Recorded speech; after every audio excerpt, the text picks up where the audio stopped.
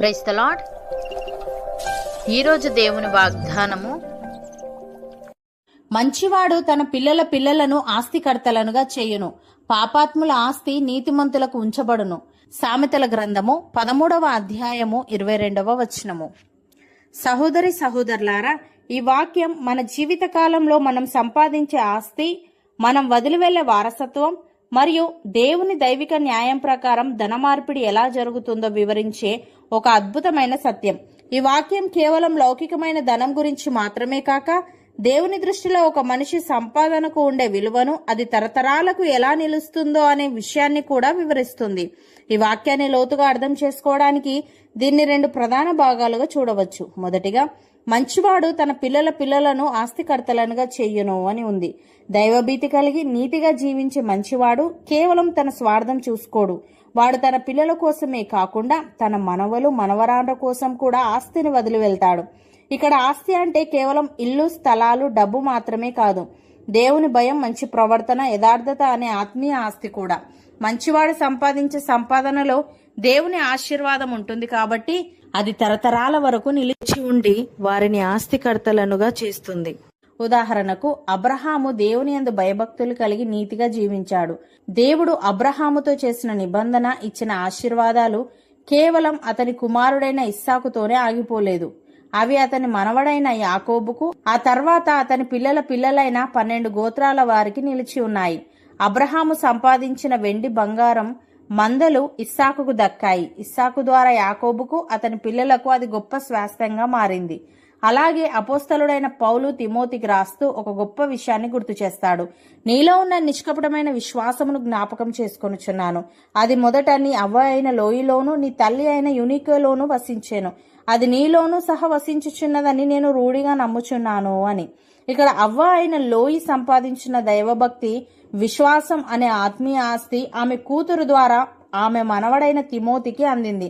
ఆ ఆస్తి తిమోతిని దేవుని పరిచర్యలో ఒక గొప్ప నాయకుడిగా నిలబెట్టింది. ప్రియులారా, ఈ రోజుల్లో చాలా మంది తాము బ్రతికి ఉన్నంత కాలం సుఖంగా ఉంటే చాలు అనుకుంటారు. లేదా కేవలం తమ పిల్లల చదువులు, పెళ్లిళ్లు జరిగితే చాలు అని సరిపెట్టుకుంటారు. కానీ దేవుని వాక్యం మనల్ని మన పిల్లల పిల్లల వరకు, అంటే మన మనవలు మనవరాండ్ర భవిష్యత్తును కూడా ఆశీర్వాదకరంగా మార్చే మంచి వారిగా జీవించమని కోరుతుంది. మనం ఈ భూమి మీద నుండి వెళ్లిపోయేటప్పుడు మన తర్వాతి తరానికి కేవలం బ్యాంకు బ్యాలెన్సులు, ఇల్లు, ఆస్తులు మాత్రమే వదిలి వెళ్తే, దేవుని భయం లేకపోతే ఆ ఆస్తి ఒక్క క్షణంలో కరిగిపోవచ్చు. కానీ అబ్రహాములాగా, లోయిలాగా మనం దైవభీతి, ప్రార్థన, యథార్థత అనే ఆత్మీయ ఆస్తిని మన పిల్లలకు అందిస్తే ఆ ఆశీర్వాదం వారిని ఎప్పటికీ తక్కువ చేయదు. రెండవదిగా, పాపాత్ముల ఆస్తి నీతిమంతులకు ఉంచబడును అని ఉంది. పాపాత్ములు దేవునికి విరోధంగా ఇతరులకు మోసం చేసి అక్రమ మార్గాల్లో కుప్పలు కుప్పలుగా ఆస్తిని కూడబెట్టవచ్చు. వారు తమ రాబోయే తరాల కోసం దాన్ని దాచామని అనుకుంటారు. కానీ దేవుని దైవిక ఆర్థిక సూత్రం ప్రకారం ఆ ఆస్తి వారి పిల్లలకు దక్కదు. దేవుడు దాన్ని వారి చేతిలో నుండి తీసి యథార్థవంతులైన నీతిమంతులకు అప్పగిస్తాడు. ఐగుప్తు దేశంలోని సంపద ఇజ్రాయేలీయులకు దక్కినట్లుగా లౌకిక లోకంలో పాపాత్ములు కష్టపడి కూడబెట్టిన సంపదను దేవుడు తన నామ మహిమ కొరకు, తన నీతిమంతులైన బిడ్డల కొరకు దాచి ఉంచుతాడు. ఉదాహరణకు, నాబాలు అనే పేరుకు మూర్ఖుడు అని అర్థం. అతడు మహా ఐశ్వర్యవంతుడు కానీ కఠినుడు, దుర్మార్గుడు. దావీదు అతని మనుషులు అరణ్యంలో నాబాలు మందలకు కాపుగా ఉండి ఎంతో సహాయం చేసినా కనీసం కృతజ్ఞత లేకుండా దావీదును దూషించి అన్నపానీయాలు ఇవ్వనని తిరస్కరించాడు. తన ఆస్తిని తన స్వార్థం కోసమే దాచుకున్నాడు. నాబాలు చేసిన దుష్టత్వానికి దేవుడే అతనిని మొత్తాడు. 10 రోజుల తర్వాత అతడు చనిపోయాడు. ఆ తర్వాత ఏమైంది? నాబాలు ఆస్తి అంతా అతని భార్య అయిన అబీగయిలు ద్వారా నీతిమంతుడైన దావీదు పరమైంది. దేవుని అభిషిక్తుడిని తృణీకరించిన పాపాత్ముని ఆస్తి దేవుని హృదయానుసారుడైన దావీదు చేతుల్లోకి వచ్చింది. అలాగే మిద్యానీయులు, అమాలేకీయులు ఇజ్రాయేలు దేశం మీదకి మిడతల దండులా వచ్చి దేశంలోని పంటను, గొర్రెలను, ఎడ్లను, గాడిదలను దోచుకెళ్లి పెద్ద ఎత్తున సంపదను కూడబెట్టుకున్నారు. ఇజ్రాయేలీయులను పేదవారిగా మార్చారు. దేవుడు కేవలం 300 మందితో గిద్యోనును పంపి మిద్యానీయుల సైన్యాన్ని హడలెత్తించాడు. వారు ఒకరినొకరు చంపుకొని పారిపోయారు. యుద్ధం ముగిసిన తర్వాత పాపాత్ములైన ఆ శత్రువులు దాచుకున్న బంగారు పోగులు, ఆభరణాలు, వస్త్రాలు, ఒంటెల మెడల మీది గొలుసులతో సహా అపారమైన సంపదను గిద్యోను మరియు ఇజ్రాయేలీయులు దోచుకున్నారు. శత్రువు కూడబెట్టిన సంపద నీతిమంతుల వశమైంది. ప్రియులారా, దేవుని దైవిక ఆర్థిక సూత్రం లోకపు లెక్కలకు పూర్తిగా భిన్నమైనది. లోకంలో చాలా మంది దేవుని భయం లేకుండా పక్కవారిని మోసం చేస్తూ అక్రమ మార్గాల్లో అంతస్తుల మీద అంతస్తులు కడుతూ తాము సంపాదించిన ఆస్తి తరతరాల వరకు తమ పిల్లలకే ఉంటుందని గర్విస్తారు. కానీ నాబాలు జీవితంలో జరిగినట్లే దేవుని కన్ను వారి అన్యాయాన్ని చూస్తూ ఊరుకోదు. పాపాత్ముడు ఎంత ప్రయాసపడి కూడబెట్టినా దేవుడు ఒకానొక రోజు దాన్ని అక్రమార్కుల చేతుల్లో నుండి తీసేస్తాడు. దేవుని నామ మహిమ కొరకు, ఆయన పరిచర్య కొరకు మరియు యథార్థంగా బ్రతికే నీతిమంతుల కొరకు ఆ సంపదను దేవుడు బదిలీ చేస్తాడు. మిద్యానీయులు ఇజ్రాయేలీయులను ఎంత దోచుకున్నా చివరికి ఆ సంపద అంతా గిద్యోను మరియు దేవుని ప్రజల వశమైనట్లు నీతిమంతులు ఎప్పటికీ నష్టపోరు. సహోదరి సహోదరులారా, ఈరోజు దేవుని వాగ్దానం మనల్ని ఒక గంభీరమైన ఆలోచన వైపు నడిపిస్తుంది. మనం ఈ లోకంలో ఎంత సంపాదించాం అనే దానికంటే ఎలా సంపాదించాం, మన పిల్లల కోసం ఏమి వదిలి వెళ్తున్నాం అనేది ముఖ్యం. లోకం వెనుక పరిగెడుతూ దేవునికి దూరమై అక్రమంగా సంపాదించే ఆస్తి ఎప్పటికీ నిలవదు. అది నాబాలు ఆస్తిలాగానో మిద్యానీయుల సంపదలాగానో ఏ రోజైనా నీతిమంతుల పరమవ్వక తప్పదు.